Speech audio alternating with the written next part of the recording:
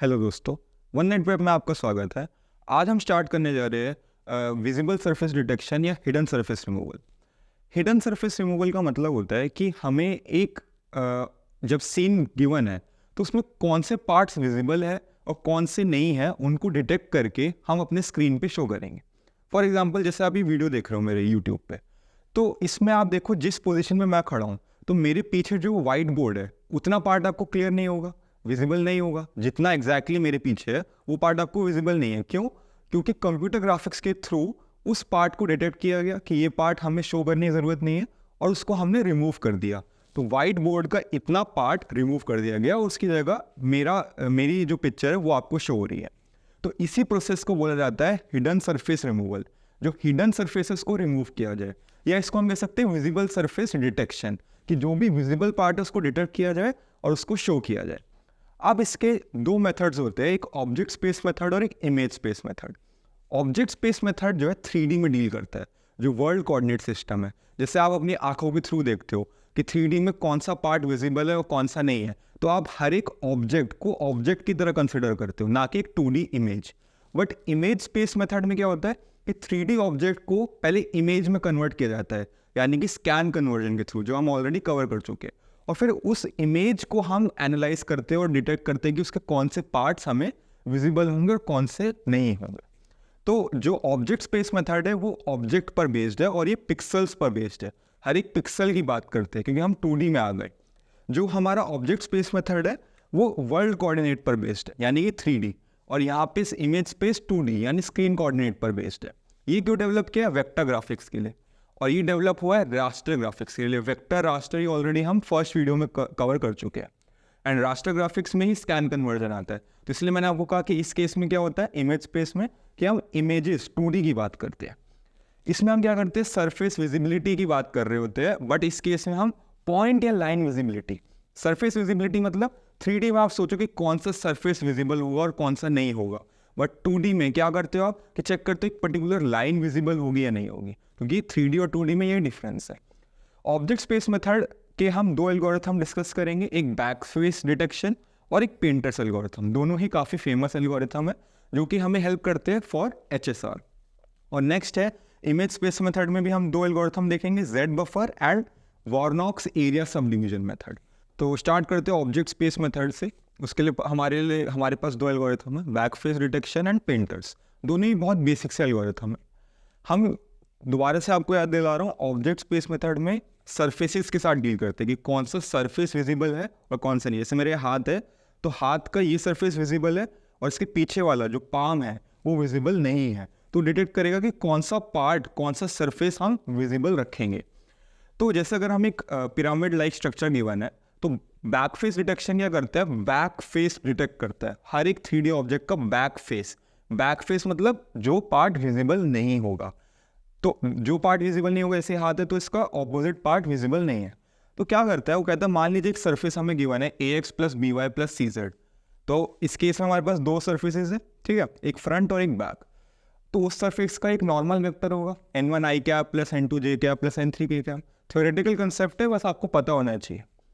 अब एक वेक्टर हमने v कंसिडर करा इन द व्यूइंग डायरेक्शन। तो आप ऐसे देख रहे हो इस डायरेक्शन में, ये कौन सा नेगेटिव z एक्सिस बोर्ड के अंदर घुस रहा है, तो ये नेगेटिव z एक्सिस है।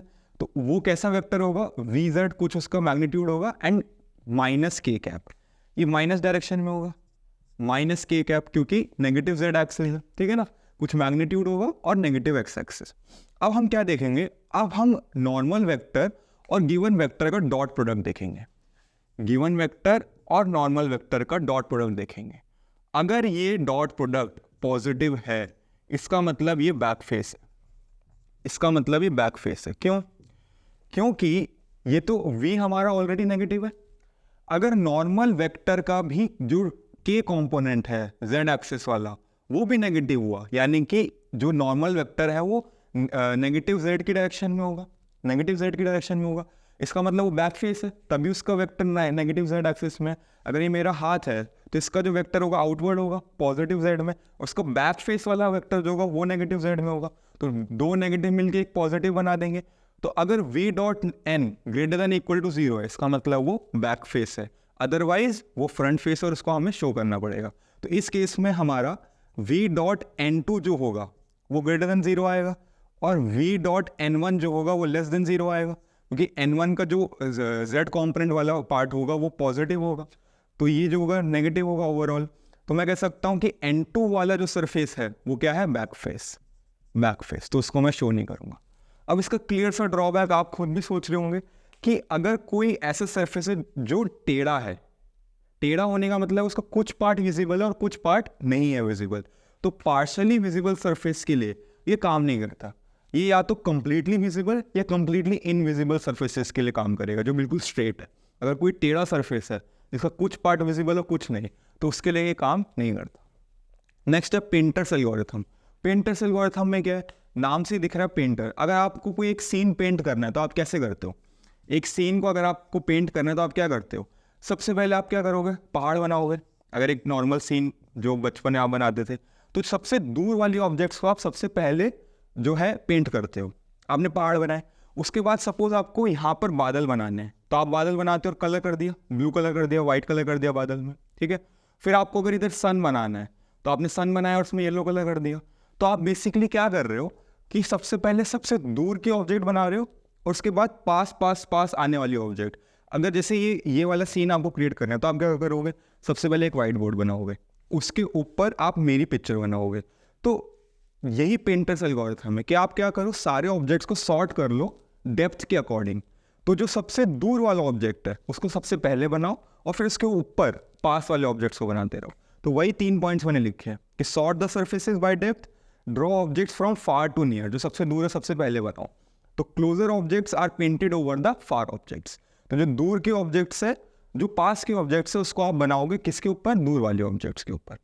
बट अगेन इसमें एक डिसएडवांटेज है कि क्या आप अगर जो सर्फेस है उसको सॉर्ट नहीं कर पाए, जैसे कि इस टाइप का आपको डायग्राम गिवन है, 3D गिवन है, तो आप इसको सॉर्ट कैसे करोगे, कि आप कैसे आइडेंटिफाई करोगे कौन किसके ऊपर है, क्योंकि तीनों कहीं ना कहीं किसी एक के ऊपर है। जो स्ट्रिप 1 है वो स्ट्रिप 3 के ऊपर है, आप देखो स्ट्रिप 1 स्ट्रिप 3 के ऊपर है, स्ट्रिप 2 जो है वो स्ट्रिप 1 के ऊपर है और स्ट्रिप 3 स्ट्रिप 2 के ऊपर है। तो आप इसको सॉर्ट ही नहीं कर सकते, और अगर सॉर्ट नहीं कर सकते तो आप पेंटर्स एल्गोरिथम के थ्रू नहीं बना पाओगे। तो ये 2 मेथड से ऑब्जेक्ट स्पेस के। अब हम 2 मेथड देखेंगे इमेज स्पेस के। तो स्टार्ट करते हैं इमेज स्पेस मेथड से। बहुत ही बेसिक कंसेप्ट है। सबसे पहले जेड बफर देखते हैं। तो जेड बफर में क्या होता है, हम सबसे पहले तो प्रोजेक्ट करेंगे 3D को 2D में, क्योंकि इमेज स्पेस मेथड क्या 2D में काम करता है। तो 3D ऑब्जेक्ट को पहले हम प्रोजेक्शन के थ्रू, जो हम ऑलरेडी कवर कर चुके हैं, उसको हम कन्वर्ट करेंगे 2D में। तब हमारे पास 2D इमेज आ गई है। नेक्स्ट हम क्या करेंगे, हर एक पिक्सल पोजीशन के लिए z कोऑर्डिनेट जो 2D सर्फेसेस हमारे पास आए, जैसे कि अगर आप इस इमेज की बात करो तो आपकी स्क्रीन पे 2D दिख रही होगा, जो मैं अभी 3D में पढ़ा रहा हूँ, वर्ल्ड कोऑर्डिनेट सिस्टम में पढ़ा रहा हूँ। आपकी स्क्रीन में आपको एक 2D इमेज की तरह दिख रहा होगा। उस इमेज का हर एक z कोऑर्डिनेट एनालाइज होता है। मतलब जो स्क्रीन है उसका हर एक स्क्रीन का x और y कोऑर्डिनेट है, x y।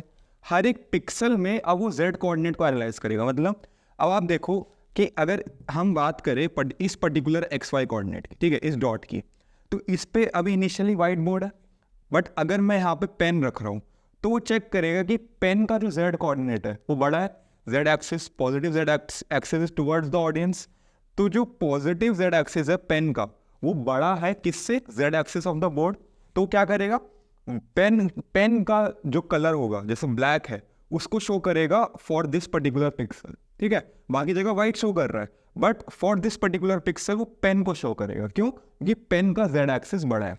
तो इसका स्टेप क्या है कि जो हमारा स्क्रीन है उसको आपने डिवाइड कर दिया हर एक पिक्सल में, हर एक का XY कोऑर्डिनेट है, और इनिशियली सबकी डेप्थ 0 है, क्योंकि सब जो है क्या है, जो है ओरिजिनली स्क्रीन पे है, ठीक है। ओरिजिनली हम स्क्रीन की बात कर रहे हैं। और एक 2 बफर होते हैं, जैसे नाम से पता चल रहा है जेड बफर। एक होता है डेप्थ बफर, जो कि जेड बफर है, जो जेड कोऑर्डिनेट्स को स्टोर करेगा। और नेक्स्ट होता है रिफ्रेश बफर, जो कि कलर को स्टोर करेगा। इनिशियली हर एक कलर का क्या होगा, बैकग्राउंड कलर।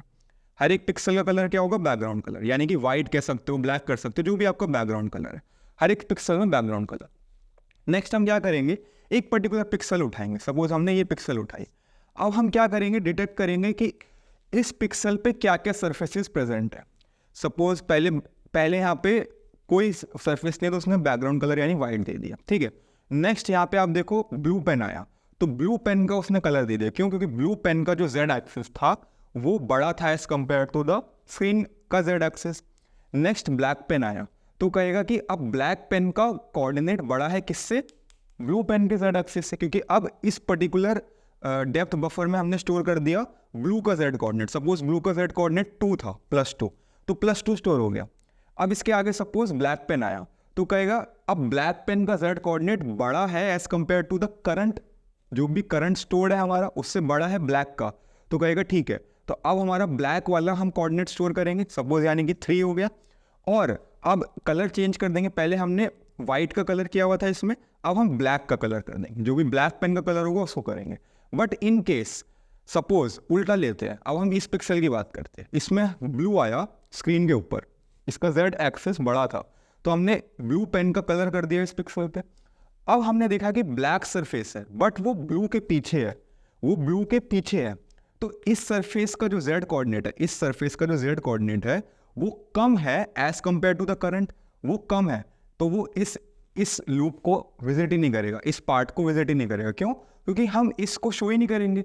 ऑलरेडी अगर एक सरफेस है जो कि पास है व्यूअर के, उसका स्टोर्ड है, उसका जेड एक्सिस बड़ा है, तो फाइनली वही विजिबल होगा ना। इसके पीछे अगर मैंने ब्लैक लगा दिया तो वो विजिबल ही नहीं होगा। तो हम सिर्फ विजिबल पार्ट्स कंपेयर करेंगे based on the Z coordinate. तो जिसका जेड कोऑर्डिनेट बड़ा, जो सबसे पास है व्यूअर के, उस पिक्सल को हम उस कलर से शो करेंगे। तो this is the Z buffer algorithm. Next है area sub division. Area sub division क्या बोलता है? आपने सरफेस पे कन्वर्ट कर लिया, 2D कन्वर्जन हो गया। अब हमें क्या करना है? विजिबल सर्फेसेस देखने हैं। तो विजिबल सर्फेसेस आप मान के चलिए कंप्लीट एक ट्राइंगल था इस टाइप से, ठीक है, ऐसा विजिबल सरफेस था। तो अब हम क्या करेंगे, हम एक पर्टिकुलर एरिया को डिवाइड करेंगे 4 इक्वल पार्ट्स, ठीक है। अब हमारे पास क्या केसेस आ सकते हैं कि जैसे कि एक पर्टिकुलर पार्ट में कोई पॉलीगन ही नहीं है। अगर कोई पॉलीगन नहीं है, कोई भी सरफेस नहीं है, तो उसका कलर क्या होगा? बैकग्राउंड कलर के बराबर। तो पहला केस क्या है कि कोई पॉलीगन नहीं है, तो यहाँ पे क्या होगा? Background colour. नेक्स्ट केस क्या? Only 1 polygon.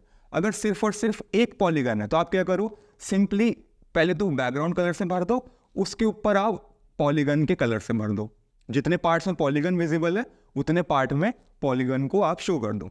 In case polygon बहुत बड़ा है कुछ इस टाइप से, तो और डिवाइड करेंगे, उस केस पे भी आते हैं। नेक्स्ट केस क्या है कि एक पॉलीगन है जो कि कंप्लीटली एरिया को सराउंड करता है, but and it is over another polygon, वो किसी और पॉलीगन के ऊपर है, तो आप उस केस में क्या करो? उस कलर से भर दो। बट अभी ऐसा केस नहीं है, ये एक ओवरलैपिंग केस है।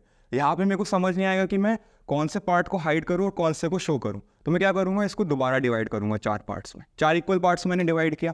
अब 4 इक्वल पार्ट्स में डिवाइड करने के बाद मैंने देखा कि ये वाला पार्ट, ये सिंगल पॉलीगन एग्जिस्ट करता है, तो इसको मैंने कलर कर दिया, क्योंकि ये पार्ट बाय रूल नंबर 2 मेरा वैलिड हो गया।